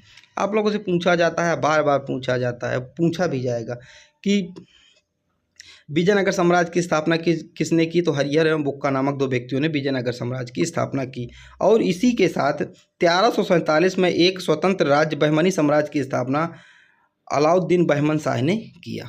तो आप लोगों को बहमनी साम्राज्य की स्थापना किसने की तथा विजयनगर साम्राज्य स्थापना किसने की, आप लोगों को लिख के कहीं नोट कर लेना है। ठीक है, मैं इंपॉर्टेंट बताते जाता, सिर्फ आपको नोट करना है मुझसे। आप ये बाद में PDF भी ले लीजिएगा। ठीक है, अगला है अतः मोहम्मद बिन तुगलक की मृत्यु 20 मार्च 1351 को हो गई और उसकी मृत्यु पर इतिहासकार बदायूनी का कहना है कि जनता को अपने राजा तथा राजा को अपनी जनता से छुटकारा मिल गया। ये वाक्य किसके संदर्भ में कहा गया है, ये पूछा जाता है।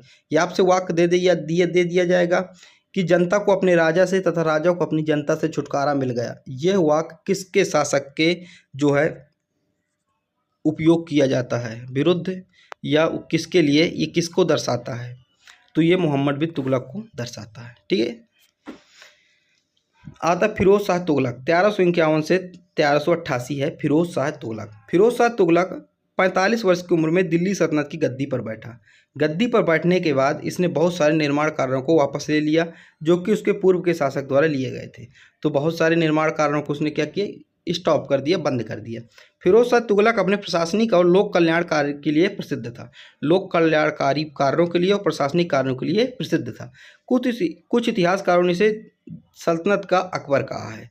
तो दिल्ली सल्तनत का कुछ इतिहासकारों ने इसे अकबर कहा है। किसको, फिरोज शाह तुगलक को। तो आप लोगों से पूछा जा सकता है कि दिल्ली सल्तनत काल का या सल्तनत काल का अकबर किसे कहा गया है, तो फिरोज शाह तुगलक को कहा गया है, क्योंकि लोक कल्याणकारी कार्यों में प्रसिद्ध था। बहुत इसने ऐसे निर्णय लिए जो लोगों के लिए जो कल्याणकारी सिद्ध हुए। फिरोज शाह तुगलक ब्राह्मणों पर जजिया कर लगाने वाला पहला मुस्लिम शासक था।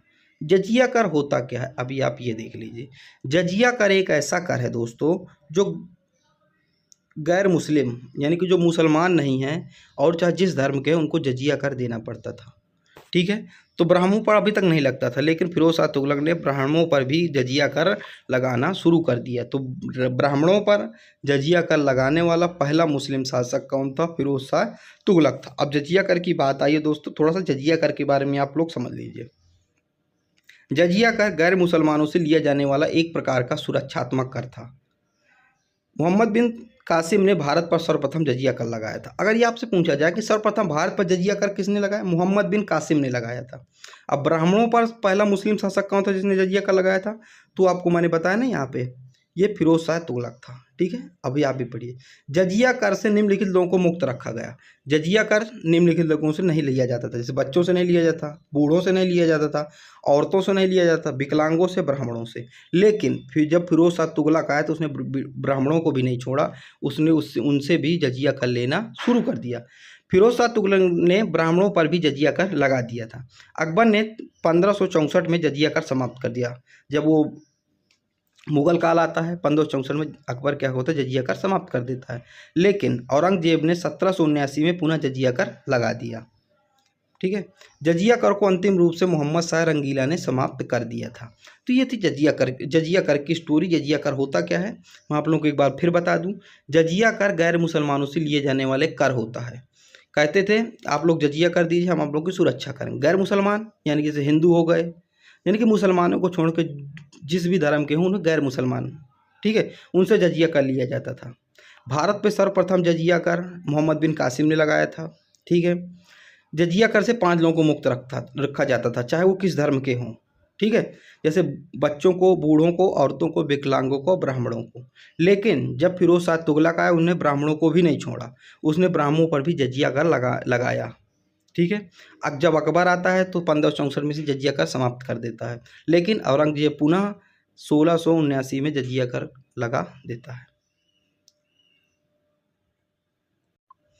फिर इसके बाद अगर जजिया रूप को अंतिम रूप से समाप्त किसने किया था? मोहम्मद शाह रंगीला ने जजिया कर को अंतिम रूप से समाप्त कर दिया था। तो ये थी दोस्तों जजिया कर की कहानी। आप लोग ना समझ में है दोबारा देख लीजिए। फिरोज शाह तुगलक के शासक बनते ही उसने किसानों के ऋण को माफ़ कर दिया। उसके द्वारा केवल 4 प्रकार के कर लगाए गए थे। जैसे वो शासक बना उसने किसानों का जो ऋण था उसको क्या कर दिया? माफ़ कर दिया। ठीक है, उसके द्वारा केवल 4 प्रकार के कर लगाए जाते थे। कौन सा? खराज मतलब यानी लगान। खुम्स मतलब युद्ध में लूटे गए माल पर कर, यानी कि जो सैनिक लूट कर लाते थे उस पर, उसे खुम्स कहा जाता था। जजिया गैर मुसलमान पर लगने वाला कर, आपको मैंने बताया। जकात क्या है? इस्लाम धर्म के अनुसार 2.5% का दान जो उन लोगों को दान देना पड़ता था जो कि इसके मालदार हों, और उन लोगों को दिया जाता था जो अपाहिज और असहाय और साधनहीन हों। जकात मतलब एक ऐसा धन है, कर है जो लोग अत्यधिक अमीर हैं वो लोग देते थे अपनी कमाई का 2.5% उन लोगों को देते थे। वो लोग देते थे जो मालदार थे यानी कि जो अमीर थे, और उन लोगों को दिया जाता था जो अपाहिज हैं, जो असहाय हैं, जो साधनहीन हैं, उनको दिया जाता था। तो ये 4 प्रकार के कर थे: खराज, खुम्स, जजिया तथा जकात। ठीक है, अब अगला है राजनैतिक अपराधों के दंड विधान में परिवर्तन। इसने राजनैतिक अपराध जैसे राजद्रोह, गबन के दंड विधान में परिवर्तन करके कठोर दंड की जगह समान दंड देने की व्यवस्था की। जैसे था ना कि आप राज्य के खिलाफ कुछ विद्रोह कर रहे हैं तो आपको मृत्यु दंड मिलेगा, इसने क्या किया? थोड़ा सा समान दंड देने की एक योजना बनाई, व्यवस्था की। सरकारी सेवाओं को वंशागुणत बनाया। अब देखिए ये इतने अच्छे अच्छे काम करा, इसलिए इसको लोक कल्याणकारी शासक भी इसलिए कहा गया है। इसको शुरू मैंने आपको बताया था। सरकारी सेवाओं को वंशागुणत बनाया। ठीक है, फिरोज शाह तुगलक ने आदेश दिया कि सरकारी सेवक के वृद्ध होने या मृत्यु होने पर उसके पुत्र, दामाद अथवा दास को सरकारी सेवा में नियुक्त किया जाएगा। इसने इसको ऐसा बनाया। ठीक है, आरक्षण दिया, रिजर्वेशन दिया। नगर वेतन की जगह जगीर देने की व्यवस्था। तो इसने क्या किया? उच्च सैनिक जो थे नगद वेतन की जगह उसको जगीर देने की व्यवस्था पुनः शुरू की। आप लोग कमेंट में बताइए अगर आप वीडियो शुरू से देख रहे हैं। एक शासक और हुआ था जिसने नगद वेतन की जगह जो है उनको जमीन देना शुरू किए दिया। कौन था? आप लोग कमेंट में बताइए। ठीक है, मुद्रा में सुधार। फिरोज शाह तुगलक ने 3 प्रकार की मुद्राओं का प्रचलन किया। कौन कौन सी 3 मुद्राएं थी? ससगनी, यह पहली मुद्रा क्या थी दोस्तों? संसगनी। यह चांदी की मुद्रा थी, यह टका के मूल्य के 1/6 थी। अगली अरे यह तांबे की मुद्रा थी, यह जीतल के मूल के 1/2 थी। अगला है बिक, बिक कौन सी थी? यह तांबे की मुद्रा थी, जीतल के मूल के 1/4 थी। अगर आप ये नहीं पढ़ते हैं तो चल जाएगा, लेकिन आपको ये धातु पढ़ना पड़ेगा कि ससगनी किस धातु की मुद्रा थी, अध तथा बिक, तो आप लोगों को इतना पढ़ना पड़ेगा, ठीक है। फिर नहरों का निर्माण, सुल्तान ने अनेक नहरों का निर्माण कराया। यह नहरें दिल्ली एवं हरियाणा के मध्य केंद्रित, मतलब मध्य में क्या है, केंद्रित है, यानी कि स्थित है। जो किसान इन नहरों की सिंचाई करते थे उनसे हक ए सर्व सिंचाई कर लिया जाता था, यानी कि जो भी नहरों से सिंचाई करता था उनको सिंचाई कर, जिसे सिंचाई कर जो कहा गया, हक ए सर्व कहा गया, उस उपज का 1/10 होता था, यानी कि जो भी उपज होगी उसका 1/10 हिस्सा वो कर के रूप में लिया करता था। फिर यहाँ पर दासों से प्रेम, यह सर्वाधिक दास प्रेमी सुल्तान था। इसके पास 1,80,000 दास थे। इसने दासों को नियंत्रित करने के लिए दीवान ए बदगान अर्थात दासों का विभाग स्थापित किया। तो आप लोगों से ये पूछा जाएगा दोस्तों, नोट कीजिए, दीवान ए बगदान किससे संबंधित था? तो दासों का विभाग था, ठीक है। दास प्रेमी कौन था? ठीक है, फिरोज शाह तुगलक जो दास प्रेमी था। अगला है, प्रत्येक दास को 10 से 100 टका वार्षिक वेतन दिया जाता था। अब पता, सीपा खाना की व्यवस्था, यानी कि सीपा खाना मतलब निःशुल्क चिकित्सालय, इसमें अनेक निःशुल्क चिकित्सालय की स्थापना करवाई और दार उल सफा नामक राजकीय अस्पताल भी खुलवाए। इसलिए इसको लोक कल्याणकारी शासक कहा गया है दोस्तों। इसने कितना कुछ किया। फिर था फिरोज शाह तुगलक के उत्तराधिकारी। इसके 2 पुत्र थे, देखिए इसके 2 पुत्र थे, फतेह खां, मोहम्मद खां। इसके 2 पुत्र थे, फतेह खां, मोहम्मद खां। अब इन आगे पढ़िए। उसमें फतेह खां की मृत्यु फिरोज शाह तुगलक के जीवन काल में ही हो गई थी। तो इसका जो एक पुत्र था फतेह खां, जब फिरोज शाह तुगलक था उसी समय इसकी मृत्यु, उसके एक बेटे की मृत्यु हो गई थी। और मोहम्मद खां को फिरोज शाह के दासों ने राजधानी से भगा दिया था। और जो उसका दूसरा लड़का था मोहम्मद खां, तो उसके जो दास थे फिरोज शाह के, उसमें भगा दिया था, राजधानी से भगा दिया था। इस कारण फतेह खां का पुत्र तुगलक शाह द्वितीय, तो जो फतेह खां का दूसरा पुत्र था, जो फतेह खां का जो पुत्र था तुगलक खां द्वितीय, वो यहाँ का उत्तराधिकारी बना। इसने 1388 से 1389 तक शासन किया। आप लोगों को स्टोरी समझ में आ गई। 1389 में इसकी मृत्यु के बाद उसका छोटा भाई आबू बकर शायद दिल्ली का सुल्तान बना। इसके बाद छोटे काल के लिए और भी कई सुल्तान बने, पर उनका इतना प्रभाव नहीं रहा। तुगलक वंश का अंतिम सुल्तान नसीरुद्दीन महमूद बना। तो अगर तुगलक वंश का समाप्त की ओर है, तो नसीरुद्दीन महमूद शाह जो इसका अंतिम शासक था। मार्च 1394 में दिल्ली सल्तनत का शासक नसीरुद्दीन महमूद शाह बना। उसकी दुर्दशा को देखकर व्यंग से कहा जाता है, विश्व के सम्राट तुगलकों का राज दिल्ली से पालम तक फैला हुआ था। ये एक व्यंग वाक्य है कि कहा जाता था जो महमूद शाह थे उसके समय जो बहुत से जो हिस्से थे राज्य के, वो क्या हो गए थे, लोगों ने जो अन्य शासक थे उसे हथिया लिए गए थे, यानी कि युद्ध में जीत ले गए थे। तो एक व्यंग वाक्य कहा जाता है कि विश्व के सम्राट तुगलकों के राज्य दिल्ली से पालम तक फैला हुआ था, यानी कि एक व्यंग कहा जाता है कि आप ध्यान दीजिए हमारा साम्राज्य बहुत बड़ा था, ठीक है, व्यंग कहा जाता है, ठीक है। ये व्यंग आप लोग पढ़ सकते हैं किसके संदर्भ में कहा गया है, तो नसीरुद्दीन महमूद शाह के संदर्भ में कहा गया है, जो कि ये तुगलक वंश का अंतिम शासक था। सन 1414 में महमूद शाह की मृत्यु हो गई, जिसके तुगलक वंश का अंत हो गया। अब आता है तुगलक वंश का अंत हो गया। आप लोग वीडियो पॉज कीजिए, एक बार दोबारा पढ़िए। क्या आप लोग को तुगलक वंश समझ में आ गया? अच्छी तरह समझ में आ गया। अब अगला हमारा है सैयद वंश दोस्तों। अगला हमारा सैयद वंश, ठीक है। सैयद वंश 1414 से 1451 तक था सैयद वंश। सैयद वंश के शासक कौन कौन थे? खिज्र खां, मुबारक शाह, मोहम्मद शाह, आलम शाह। इसके जो 4 शासक थे खिज्र, जिसको सैयद वंश के। अब हम सबसे पहले पढ़ें खिज्र खां। यह सैयद वंश का संस्थापक था। खिज्र खां तैमूर लंग का सेनापति था।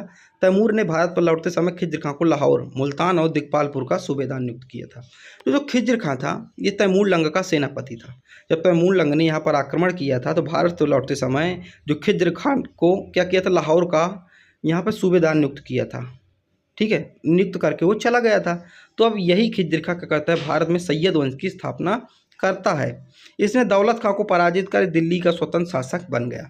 खिज्र खां स्वयं को पैगंबर मोहम्मद साहब का वंशज मानता था, ठीक है। खिज्र खां दिल्ली का स्वतंत्र शासक था, लेकिन यह स्वयं को तैमूरियों का राज्यपाल मानता था। इसने सुल्तान की उपाधि ग्रहण नहीं की और न ही अपने नाम का सिक्का जारी किया। खिज्र खां था भले ही दिल्ली का सुल्तान बन गया था, ठीक है, खिज़्र खां की जो सैयद वंश की स्थापना की थी, लेकिन अभी भी वो क्या मानता था, तैमूरियों का राज्यपाल, अपने आप को तैमूरियों का राज्यपाल मानता था, यानी कि अब उनका एहसान मानता था। इसलिए उसने जो सुल्तान की उपाधि का भी धारण नहीं की और ना ही अपने नाम का सिक्का जारी किया था, ठीक है। इसने रैयत आला नामक की उपाधि धारण करी थी। अब देखिए रैयत आला आपसे पूछा जाएगा, रैयत आला की उपाधि किसने धारण की थी, तो खिज्र खां ने की थी, जो कि सैयद वंश का संस्थापक है।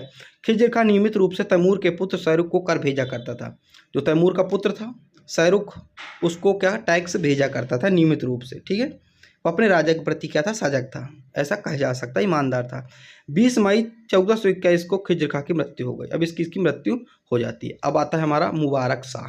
1421 से 14 से 34 तक आता है मुबारक शाह।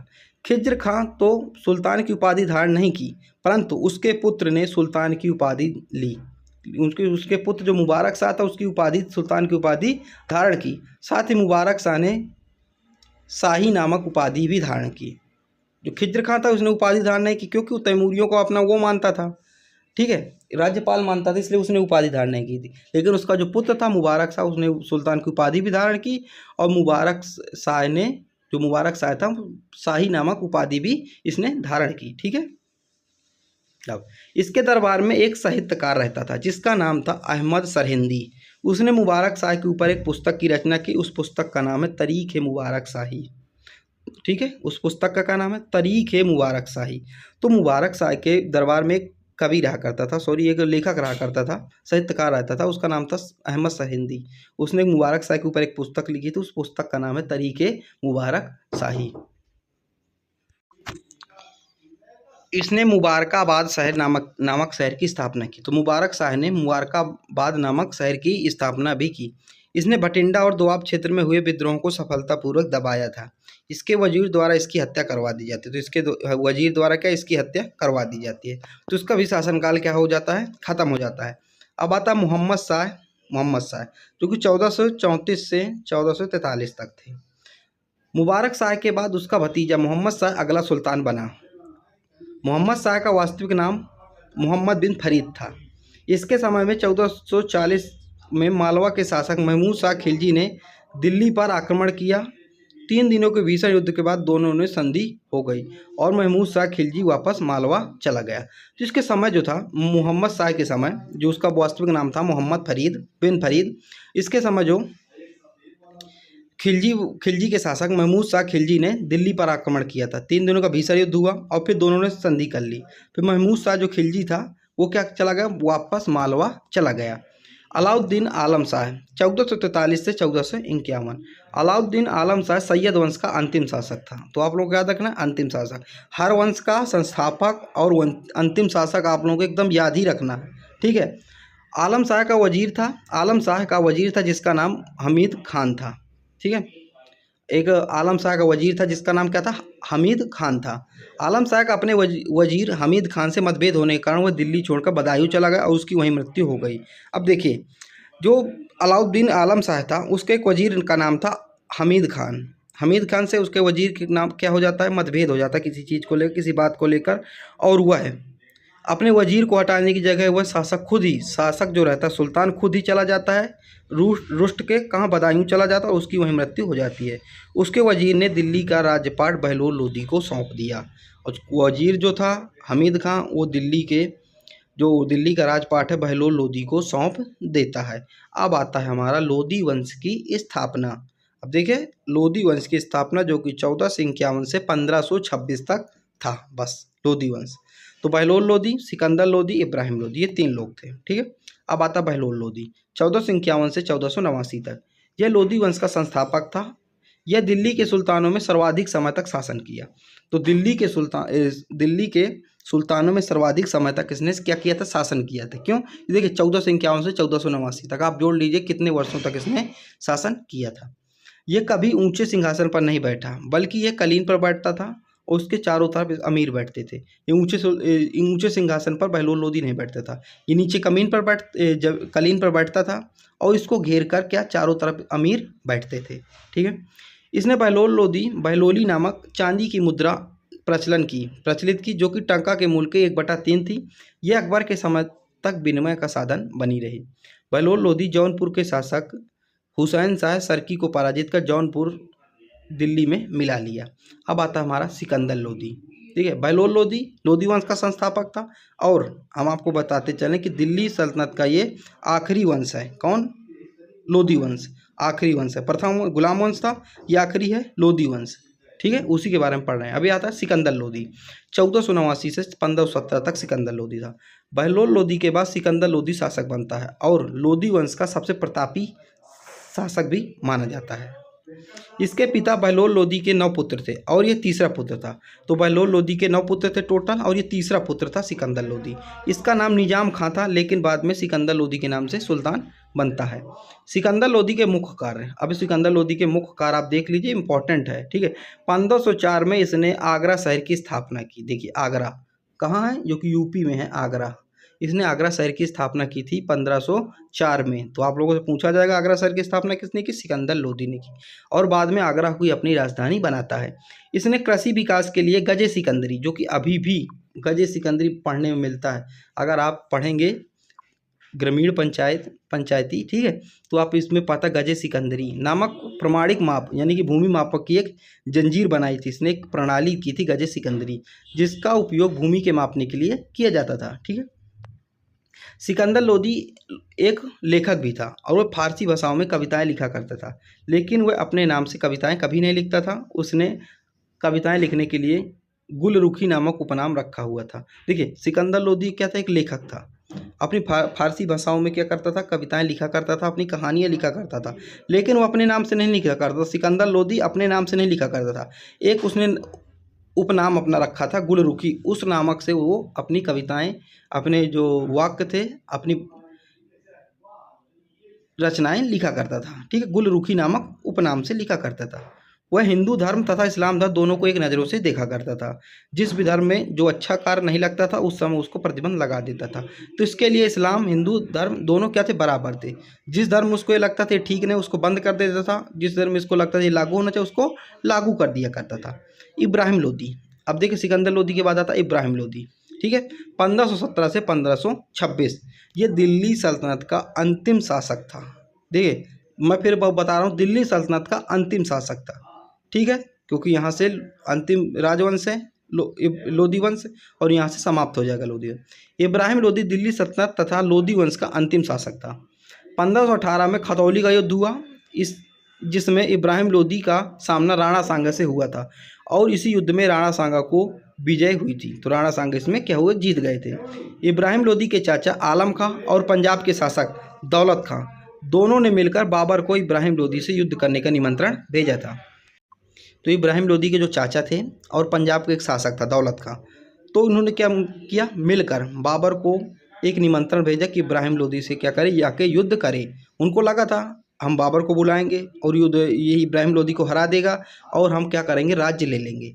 अब क्योंकि बाबर चला जाएगा, लेकिन हुआ उल्टा। वो आया, इब्राहिम लोधी को हराया और बाबर यहीं का यहीं रह गया, वो वापस नहीं गया। बाबर ने भारत में 21 अप्रैल 1526 को प्रथम पानीपत की युद्ध में लड़ा गया और बाबर की छोटी सेना थी और लोधी की बड़ी सेना थी। तो पानीपत का प्रथम युद्ध 1526 में हुआ। 21 अप्रैल 1526 को हुआ पानीपत का प्रथम युद्ध। किसके बीच हुआ? लोधी सेना के बीच और बाबर के बीच। लोधी के बीच और बाबर के बीच हुआ, इब्राहिम लोधी के बीच और बाबर के बीच। ठीक है, जिसमें इब्राहिम लोधी की सेना बड़ी थी, बाबर की छोटी थी। ठीक है, बाबर ने इस युद्ध में तोपों का प्रयोग किया। तो पहली बार भारत में तोपों का प्रयोग कब हुआ था दोस्तों? पानीपत के प्रथम युद्ध में पहली बार भारत में तोपों का प्रयोग हुआ था। आप लोगों को इतना याद है। इसके 2 प्रमुख तोपची थे जिनका नाम अली और मुस्तफा था। ठीक है, इसने युद्ध में तुगलमा पद्धति का प्रयोग किया। जो बाबर था इसने युद्ध में तुगलमा पद्धति का प्रयोग किया। तुगलमा पद्धति क्या है दोस्तों? यानी कि जो बीच में शत्रु है, ये जैसे मान लीजिए शत्रु है, इसको चारों तरफ से घेर के ही बीच में मार दो, इसको तुगलमा पद्धति कहा जाता है। तो बाबर ने सर्वप्रथम भारत में तोपों का प्रयोग किया था, तुगलमा पद्धति का प्रयोग किया और इसी पद्धति से वह जो इब्राहिम लोधी की इतनी बड़ी सेना को पराजित कर दिया और हरा दिया। इब्राहिम लोधी युद्ध में मारा गया और वह दिल्ली सल्तनत का आखिरी शासक होने के साथ ऐसा पहला शासक था जो कि वह युद्ध में मारा गया हो।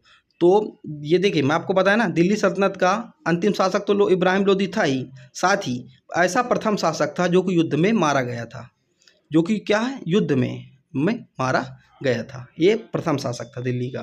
ठीक है, दिल्ली सल्तनत का संपूर्ण खात्मा हो जाता है और इसी के साथ भारत में मुगल शासकों का दौर शुरू हो जाता है और इसी के साथ जो है भारत में मुगल वंश आ जाते हैं। तो मैंने आपको पूरा बताया एक वीडियो में, पांचों राजवंशों के बारे में मैंने आपको डिटेल से समझाया। ठीक है, अब यहीं से इब्राहिम लोदी समाप्त हो जाता है। पानीपत का प्रथम युद्ध होता है, बाबर जीत जाता है और उसको इब्राहिम लोदी को मार देता है। तो चूंकि लोदी वंश समाप्त हो जाता है, अब यहीं से मुगल वंश की स्थापना हो जाती है।